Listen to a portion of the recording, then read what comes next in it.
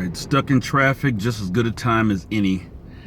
It dawned on me, with everybody talking about Virgo's birthdays, that I have missed my mother's birthday. God forbid. Now I don't know how the heck I did it. It's the first time ever I forgot my mom's birthday. Life started happening and things happen faster you can keep up with, but fortunately I've always had a really understanding mom, so now I need to call her today.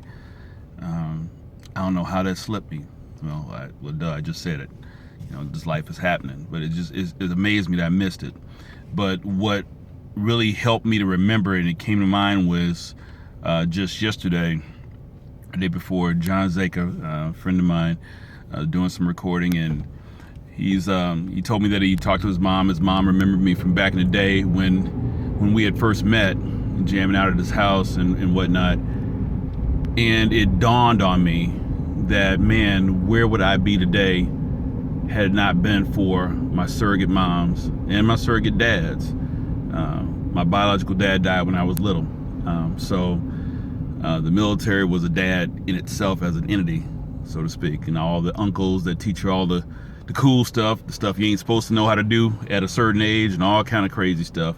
And of course, you got your aunts and you get your neighborhood matriarchs and patriarchs and stuff to either teach you what to do or what not to do. But bottom line is, the idea, after John Zaka called me and told me that his mom had, wanted to say, hey, she thought about me, she remembered me. It meant a lot to me, because I think back to all my time in the service, how I got through the years when a lot of times I didn't get care packages like a lot of folks did during Desert Storm and this, that, and the other. And I thought about the surrogate families that helped raise me. There's a family in Longview, Washington. Nola, I gave her a middle name, called her Rose. She sent any service member letter out through the USO, and that family kind of helped boost me up and get my spirits good until I came back and had a yellow ribbon around a tree and all that good stuff. It's amazing the things we take for granted. Someone told me early on when I was in the service, man, you don't need a dad figure, this, that, and the other. No, we all need that. Whether it was my minister who passed a few years ago, I lost my Pastor Roach, I lost him, and that was the first minister I had that was over a church that I'd invited my mom to come and go to church with me.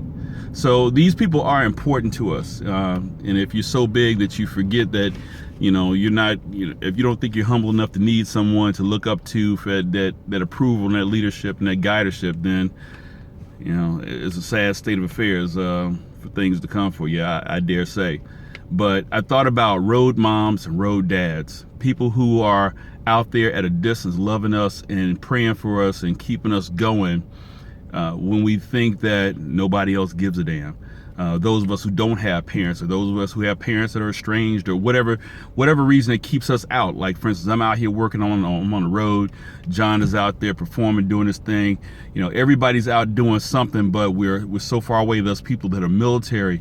And I thought, man, that'd make a really cool song. There's all kind of anthems for moms, of course, and then anthems for dads. It's kind of like family reunion. I think, instead of just isolating just one or the other, I think it'd be something kind of timeless, because it's something that happens all the time. But think about it. We all need those kind of figures, and we want to say thank you to them. But likewise, when I'm on the road, I'm kind of a father figure to a lot of the people that I come in contact with as customers. A lot of times kids are wayward, so I might